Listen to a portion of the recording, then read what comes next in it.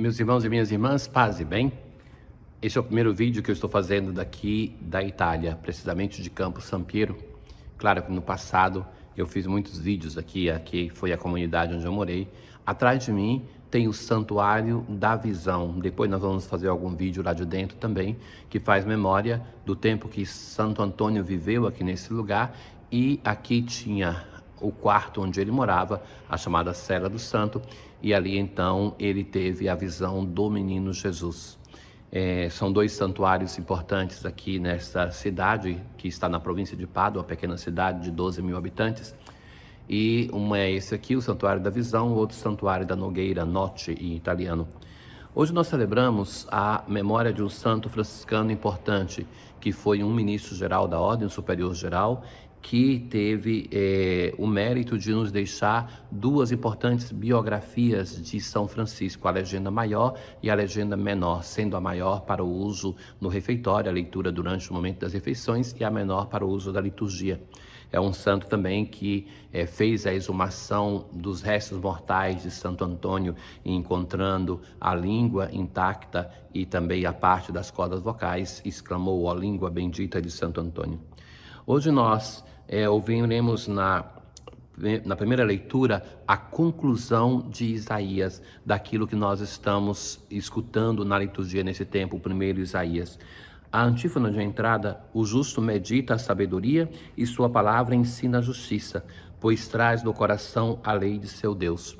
Nós celebramos esse santo que é um doutor da igreja, e quando celebramos um doutor da igreja, contemplamos sempre essa dimensão da sabedoria que está presente nesse santo, que é proposto para a igreja como um modelo de santidade, um modelo de reflexão, um grande expoente da escola franciscana. Naqueles dias, Ezequias foi acometido de uma doença mortal. Então o rei está doente e então ele foi visitá-lo, Isaías, filho de Amós, o profeta, e vai dizer: "Isto diz o Senhor: arruma as coisas de tua casa, pois vais morrer e não viverás". Então é o anúncio da morte do rei. E então Ezequias virou o rosto para a parede e orou ao Senhor, dizendo: "Peço-te, Senhor, te lembres de que tenho caminhado em tua presença com fidelidade e probidade de coração, e tenho praticado o bem aos teus olhos". Então, depois de rezar, Ezequias começa a chorar, se aproxima a sua morte. E o Senhor então vai enviar Isaías, que vai dizer a Ezequias: "Isso diz o Senhor: ouvi a tua oração, vi as tuas lágrimas, e eis que vou acrescentar à tua vida mais 15 anos. Então ele recebe do Senhor mais 15 anos, vou libertar-te das mãos do rei da Assíria junto com esta cidade. Então Ezequias, ele também é o modelo, o representante do povo que vai ser alcançado pela graça de Deus. Então recebe esse prolongar-se da sua vida na terra, isso para um povo que não acreditava em ressurreição, a vida aqui da terra contava muito, e então ele fica bom. Então Ezequias perguntou a Ezequias: "E qual é o sinal de que hei de subir à casa do Senhor? De que eu vou entrar no templo, de estar na casa de Deus? Este é o sinal que terás do Senhor, de que ele cumprirá a promessa que fez. Eis que farei recuar 10 graus à sombra dos graus que já desceu no relógio solar de Acás. De fato, a marca do sol recuara 10 graus dos que ela tinha descido". Então, o sinal que o Senhor vai dar para o rei vai ser um sinal astronômico potente, de o sol mover-se no seu eixo. Irmãos caríssimos, nós temos um homem sofredor, o rei de Israel, que intercede, que está diante de Deus e pede. Aqui está soando às 3 horas da tarde. É muito comum as igrejas todas aqui terem os seus sinos, que tocam hoje por causa da tecnologia simultaneamente, mas no passado, há séculos atrás, cada uma tocava com uma diferença um pouco pequena e as pessoas identificavam: é o sino dos frades que está tocando, é o sino de tal paróquia ou daquela paróquia. Então, é o sinal aqui, que é um sinal franciscano, que São Francisco, que depois que volta do Oriente, ele introduz. e que então era um chamado para louvar a Deus pelo tempo, para se colocar em uma atitude de oração, um sinal que marca que é o momento de ir à missa, que é o momento de fazer determinadas coisas, ou seja, que era um modo de, quando não existia o relógio de pulso, de as pessoas também medirem o próprio dia, de destinarem o tempo para diversas atividades, inclusive para o trabalho, para o descanso, para servir ao Senhor. No Salmo responsorial de hoje, o Salmo 38, vós livrastes minha vida do sepulcro, é o louvor daquele que se sente alcançado pela graça de Deus. Eu dizia, é necessário que eu me vá, no apogeu de minha vida e de meus dias, para a mansão triste dos mortos descerei. Eu dizia, não verei o Senhor Deus, nunca mais verei um homem neste mundo. Então, não é somente a ausência de ver a Deus, mas de ver um ser humano. Qual tecelão ia tecendo a minha vida, mas agora foi cortada a sua trama. Chegou ao fim. Ó Senhor, meu coração em vós espera. Por vós há de viver o meu espírito. Curai-me e conservai a minha vida.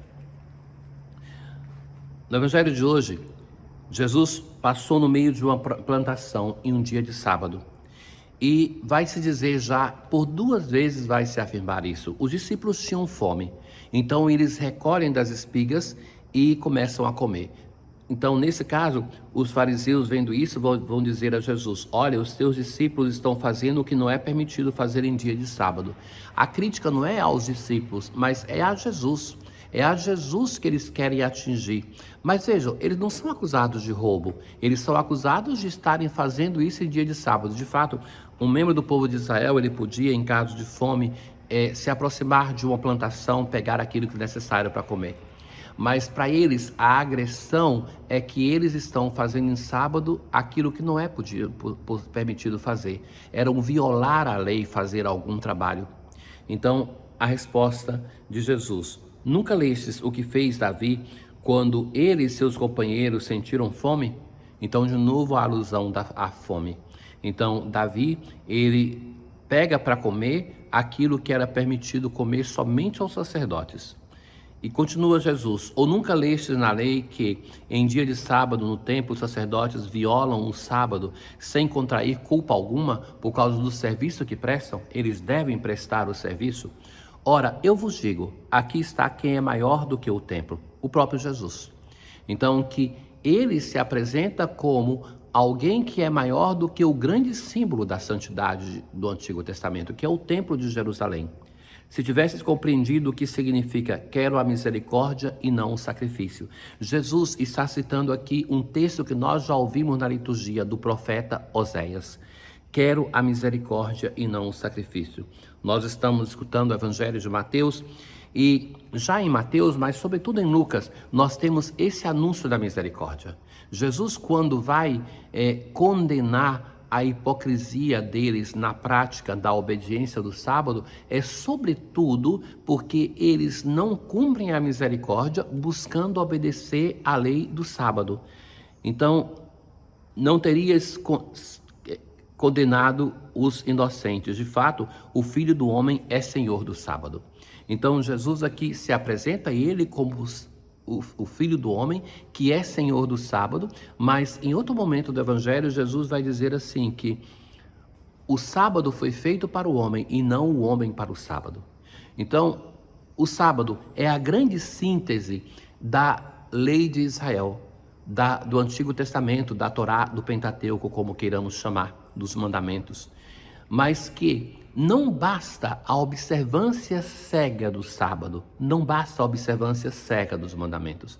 A grande lei que o Senhor nos coloca é a lei da misericórdia, e que essa deve estar acima de qualquer prática que nós façamos, porque nosso Deus é amor e misericórdia. Ele não pode renunciar a essa sua identidade profunda, e deste modo também nós somos também chamados a sermos misericordiosos. Hoje, na oração do dia de São Boaventura, nós assim rezamos: concedei-nos, Pai Todo-Poderoso, que celebrando a festa de São Boaventura, aproveitemos seus preclaros ensinamentos e imitemos sua ardente caridade.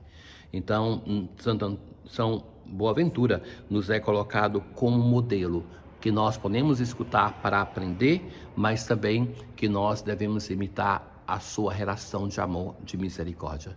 Tenham todos um bom dia. O Senhor esteja convosco, Ele está no meio de nós. Abençoe-vos Deus Todo-Poderoso, o Pai, o Filho e o Espírito Santo. Paz.